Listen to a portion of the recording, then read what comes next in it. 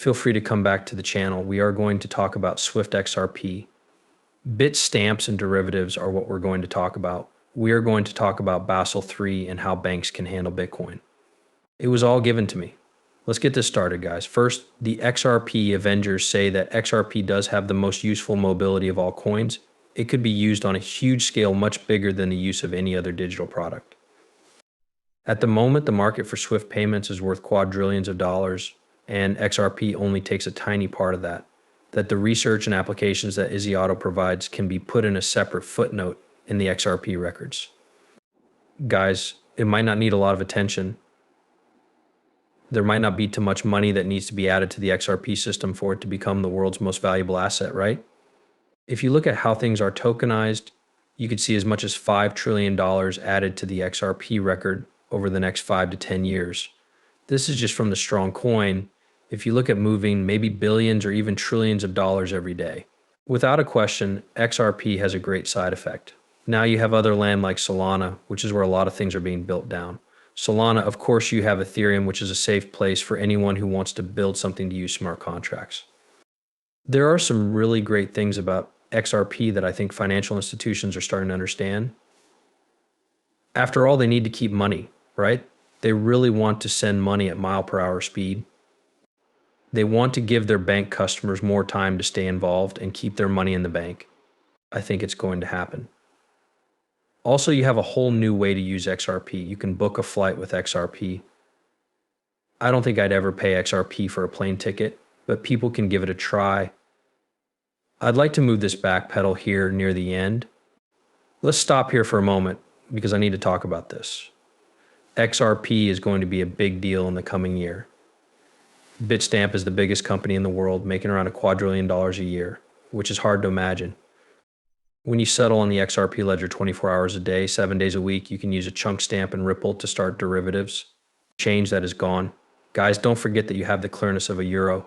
When you talk about legitimately handling derivatives, you have the DTCC. You're talking about $4 quadrillion a year that need to be handled. Since quantum computers have become more important, these organizations and economic market infrastructures are always looking for the next best era. You will see these financial companies and banks moving their systems to blockchain because that is where it will be safest. Okay, things like cipher locks, they are going to protect the funds and transactions of the people. There's no way these places can live on their cutting edge buildings without running into some very serious problems in the future, I don't think. This is another big deal. Apple has given 5 million XRP to Trump's bid for president. Trump is a boss who only cares about making deals. For those who saw his first term or know anything about Trump, you know that he likes deals. That is why if you have millions of dollars coming in, you will know who is giving you the money and what you are trying to do in government and your goals. That's how things work in Washington. If Trump is elected, he will only care about making deals, and these deals might actually help us in the long run. Take a look. This is beautiful. Early this morning, it looks like Ripple gave $5 million in XRP to President Trump for his inauguration. This is without a doubt one of the biggest gifts ever. There is a tie for the most important gift ever made to an inauguration. This is done with Trump and XRP. You're not paying attention if you don't think Trump is now interested in Ripple and XRP. There have already been a lot of reports that Brad Garlinghouse and the Ripple team have been meeting with Trump. We've heard that Stuart Arati has already talked to Vivek. We think what we're hearing on the back end right now is that Trump's team is really looking at XRP. There are now more coins than that. Bitcoin, Coin, Ethereum, HBAR, and XRP are the ones I know about. But the fact that it's happening right now behind the scenes means that Trump has been given XRP and is probably selling it. Guys, we know that Trump wants the American coins to do well. We know that he will be very interested in how cryptocurrencies can be used to solve problems in the real world. XRP has never been more in line with where we want to go. I trust so many of the things he said. It's not Trump.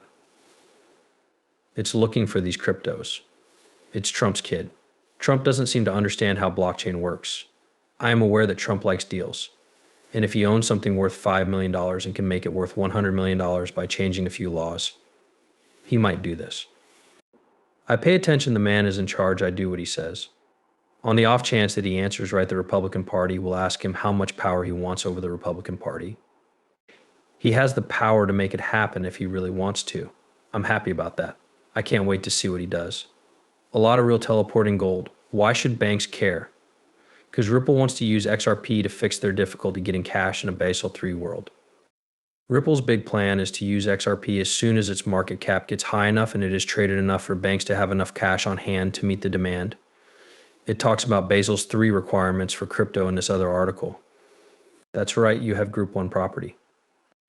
Basel 3 is a new set of rules for banks that will help them keep crypto wealth safe. These crypto assets are split up into different companies. Okay, let's say you already know their public image based on what kind of property they are and what class they belong to. This is what we're going through now to catch you up. In Group 1, there are tokenized assets and assets with stabilization methods. You have institution fail group conditions, possible and better chance things. Then you have infrastructure risk upload at the fluid model, lets you make changes based on where the weak spot is. You also have to meet solid coin requirements or skip redemption risk exams to be control for Organization 1 eligibility. You can get RLUSD right here. Where do you think it goes? It's the best regulated solid coin in the world right now, ladies and gents. You now know what to do. Exposure limits the group to publicity worth no more than 1% of Tier 1 capital, or 2%. Group 1 risk is limited to 1% of what the bank already holds. Okay, that's why they don't want banks to have too much exposure to better rules for crypto risk. That might not be a strong or safe alternative requirement.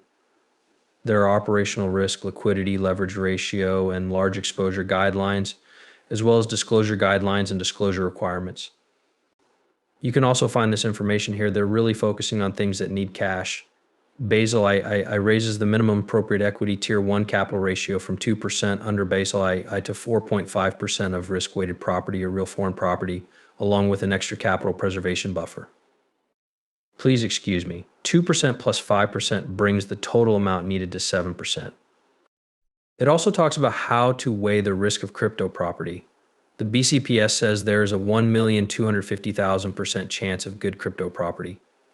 This means the bank should keep a lot of money on hand to protect itself from those risks. That's why banks need to keep extra cash on hand in case crypto is in some of these properties, which could be riskier. Therefore, if the person's assets need to lose value very quickly, the bank won't become unable to carry out all of its duties. It's clear that they're putting a lot of pressure on banks to make sure they have enough money to lower rates again if these big swings happen. It seems like a lot of people in the Democratic Party thought the same thing about banks taking on too many risky investments. I get it. You already know that the Great Recession of 2008 happened because some people made really bad decisions about some things. We don't want to have the same problem come up again with liquidity rules, disclosure and transparency in the transitional prudential system. There are a few different things going on here. I just don't need to talk about it all. Let's keep going with this. GM of Robinhood Crypto, Jahan Kabrat. Crypto will be the foundation on which the economy of tomorrow will run. That's XRP. Let me play this. As well, what made you get into the crypto area in the first place? Yes, it's clear that we're thinking about this issue. The next day, crypto will be the structure that makes the economy stronger. In a lot of ways, traditional banking is deeply in debt. For example, we celebrated last week that we reached a deal at 2+1. Also in crypto,